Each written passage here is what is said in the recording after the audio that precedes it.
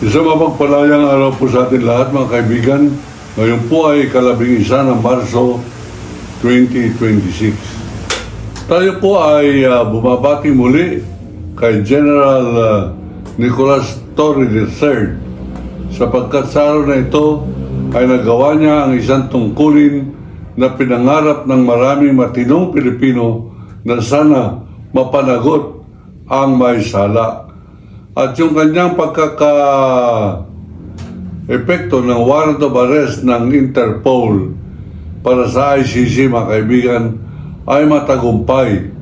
Katarantaduhan, kalokohan yung may mga nagsasabing kidnapping, sapagkat kitang-kita rin ninyo na binasahan pa siya ng Miranda rights, full coverage, namukpok pa yung kanyang anak ng cellphone sa ulo ng pulis, duguan ng ulo ng pulis na babae. Hindi na siya nagdemanda sapagkat sapat na sa kanya na mapaparusahan na sa wakas ang berdugo ng mga Davaoenyo na pangalan ay Rodrigo Roa Duhan Duterte. Ngayon mga kaibigan, tayo po ay bumabati kay General Torre sapagkat nabalitaan din natin na ngayon, March 11, ay kanya rin pong birthday. Happy birthday, General Torre. You are my general. Yan, kaibigan ko po yan. Ganun pa man, tayo po ay patuloy na nangangarap ng mga miyembro doon po sa Kawal ng Demokrasya Foundation. Ginawa po natin Kawal ng Demokrasya Movement Incorporated upang sa gano'n marehistro po natin sapagkat nagplaplano po tayong magtutungo sa buong Luzon, Visayas at Mindanao upang makasalamuha po natin ang mga napakaraming nais sumali sa ating pong membership drive. Yung pong ating ambisyon na magkaroon po tayo ng 1 million subscribers.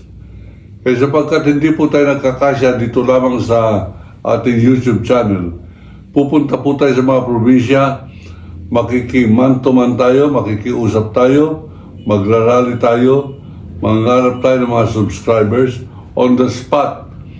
Sapagkat nangangarap hindi po krimen ang mangarap. Nangarap po tayo na magkaroon tayo ng 1 million subscribers para po sa YouTube ng Kawal ng Demokrasya. At naniniwala po ko that out of 120 million Filipinos, baka naman may 1 million na magiging makabayan, tatapang at maninindigan para po sa karangalan, soberenya, katotohanan na dapat mamayani sa ating bansang Pilipinas. At sapagkat tayo po ay nakakakuha rin ng mga magagandang feedback, kanina tumawag po sa akin ang mag-asawang Boeing at Josephine Parungaw ng Novaliches. Sila po ay umu-order po nitong akin po ng aklat. At ang sabi po sa akin ng si Boeing, si Eliasito Parungaw, abay sabi niya nag-usap daw sila mag-asawa, kaya lang sila bibili upang magpapakita ng suporta sa atin pong laban o paninindigan laban sa korupsyon at laban po sa panghihimasok ng China sa atin pong bansa. Kailangan ko po yung support na yan. Kaya nga po tayo nakikiusap. Yung mga nagsasabing Muslim pa naman, nagsabing bayaran, yan si Carbonell. Abay, sinubukan na po akong bayaran ng Malacanang noong araw ng panahon ni Duterte. Akin na po inilahad dyan sa radio station na kung ako po ay binibigyan ng trabaho na 1 million pesos a month. Abay, tinatanggap ko na po. Ngunit nung bago po kami magkapirmahan, tinanong ako, ano daw ba ang aking pananaw? Kung pwede daw ba kami magkausap ni Rodrigo ni President Duterte. Sabi ko, so this is what it is all about. Ito pala ang dahilan ng inyong pag-aalok sa akin ng trabaho. Sabi ninyo, wala na yung ABS-CBN, hindi na marirenew ang prangkesa. Abay, kako napagaling naman ninyo. Sapagkat hindi pa pinagdidebatehan sa Kongreso alam na ninyo na mawawala ang ABS-CBN sapagkat pagtutulong-tulungan ito nila Mike Defensor, Rodante Marcoleta at Boying Remulla, mga kaibigan. Andiyan na naman yung Defensor. Alam po ninyo, itong si Mike Defensor, itong partner na ito ni Marcoleta sa pangulimbat ng prinsipyo at dangal ng Pilipino. Abay, nag-invento na naman to, itong 18 Marines na ito. Ano raw ang pananaw ko? Yan po mga nagtitext sa akin. Ano raw ang pananaw ko rito? House show po yan. Ano po ibig sabihin ng house show? Hindi kapani-paniwala. Yun po ibig sabihin ng house show. Akalain ninyong nagbigay di umano ng pera kay De Lima? Si De Lima nakakulong nung panahon na yan. Paano pa natin paniniwalaan yan? Meron pa nagbigay ng $2 million kay Trillanes para pansuhol sa mga investigators ng ICC na nandito ngayon noon, mga kaibigan.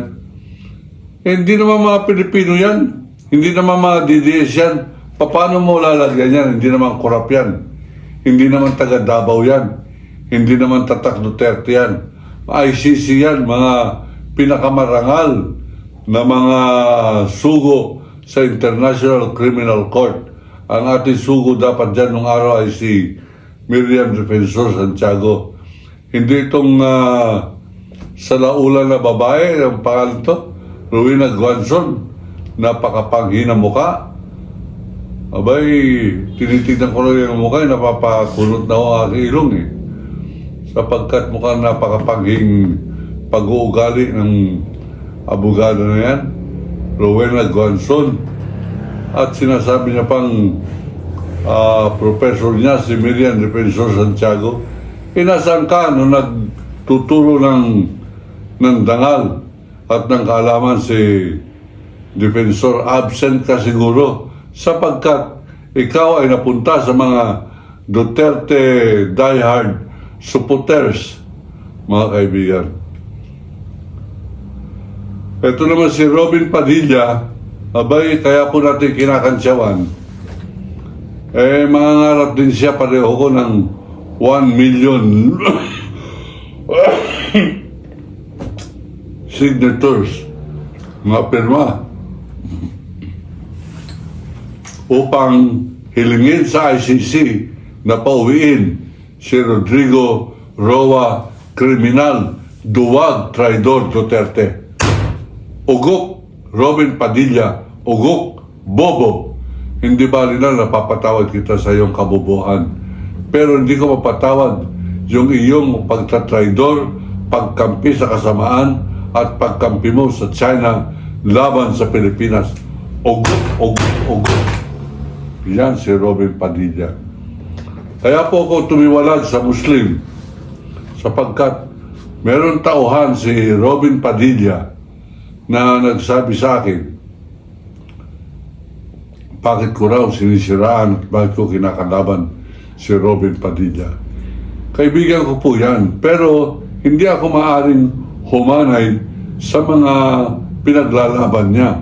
Pinaglalaban niya kabaklaan. Hindi ba na yun? Hindi po tayo galit sa mga bakla.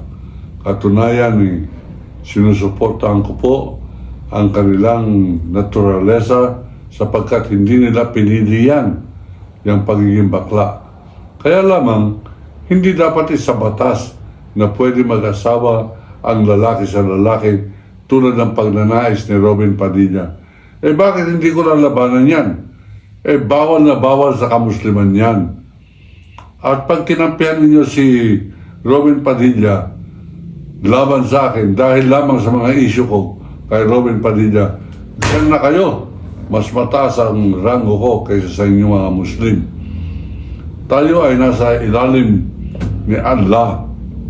Kaya nga po pinaglalaban natin yung Pilipino Allah, Bathala.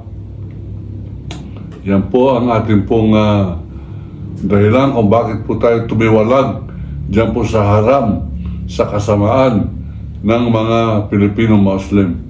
Sapagkat pag pinaglalaban ninyo criminal, pareho ni Duterte, dyan na kayo, tumitiwalag ako sa inyo. So sabi nga ni Edmund Burke, isang political philosopher ng England, anyone who chooses to be silent while a crime is being committed is guilty of conspiracy. Sa wikang Tagalog, sino man ang nanatiling tahimik habang mayroong pagkakamali, habang may krimen na nangyayari sa kanyang kaalaman, sa kanyang malapit sa kanyang karoroonan, at siya mananahimik, ay may kasalanan na parabang kakutsaba siya ng gumagawa ng krimen. Ito hindi lamang kakutsaba, pinagtatanggol mo pa, mga kaibigan, kakampi pa kayo dyan sa mga DDS, lahat ng DDS, bulok, kakampi kayo sa gumawa ng krimen, kakampi kayo sa nagmura sa Diyos, kakampi kayo sa nagmura sa mga kaibigan nating Amerikano. Hindi po tayo maka-Amerika sapagkat ako po ay makatotohanan, makatarungan. Hindi po ko naniniwala na makatarungan yung giyera na yan ng Amerika laban sa isang sovereign country na Iran. Tayo po ay hindi maninindigan at mananatiling tahimik sa kabuktutan na yan ng Amerika. Opo, pagmamalabis, pag-abuso yan ng Amerika bilang nagpapakitang siga-siga sa buong mundo. Abay, hindi po tayo sasang-ayon dyan. At sa susunod na mga araw, akin pong didiscusin ito. Kaya lamang, may pakiusap muna ako sa inyo. Palaganapin po natin ito, ating programa na ito, para may po natin subscribers sapagkat sumusulat po tayo sa United Nations. At pag nakita nila ng subscribers ko, ay mahigit pa sa ngayon. Ang aking subscribers sa ngayon ay 123,000, mga kaibigan. Nag-aambisyon po tayo na maging 1 million. Samantalang si Robin Padilla nag-aambisyon na 1 million signatories na pauwiin si Rodrigo Roa Duterte. Bugok, hangal.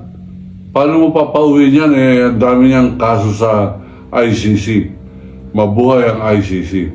Ako po si Kawati Carbonell nagsasabing iniibig ko ang Pilipinas. Nabokya ka man, Robin Padilla, diyan ka na. Tiwalag na ako sa grupo mo. Iniibig ko ang Pilipinas.